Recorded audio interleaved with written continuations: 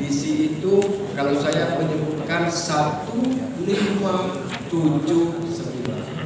Nah, saya sebutkan sebagai Sento Wali Songo. Kayu 157 kayu Sento, 9-nya Wali Songo. Inilah yang harus kita wujudkan secara bersama-sama dengan tagline yaitu One Sento Wali Songo. 1 visi, 5 misi, 7 program prioritas, 9 gerakan bersama. Lalu untuk mewujudkan misi yang pertama, beliau sudah membuat tagline Bupati dan Wakil Bupati untuk mewujudkan Banyuasin yang adil dan sejahtera ini adalah meningkatkan sumber daya manusia yang berdaya saing tinggi melalui pendidikan dan kesehatan yang berkualitas.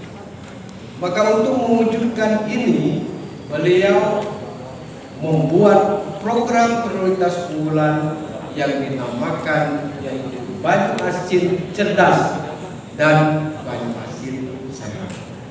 Inilah upaya-upaya yang dilakukan untuk katakanlah mewujudkan misi yang pertama ini adalah melalui Banyuasin Cerdas dan Banyuasin Sehat.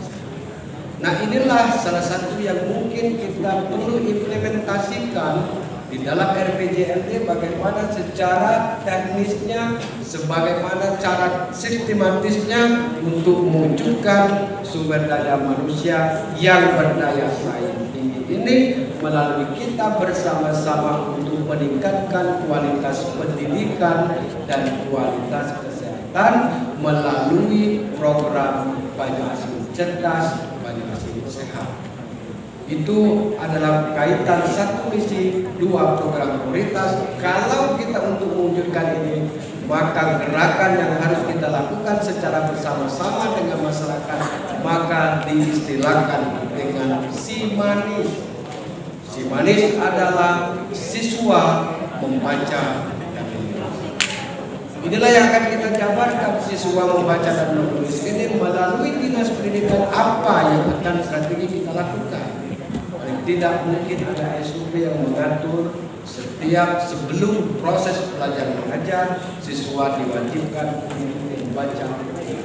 Mungkin dalam 1 minggu dia sudah menyelesaikan 1 buku, sehingga ada budaya minat baca yang kita didik dari dini bahwa siswa gemar untuk membaca dan menulis. Ini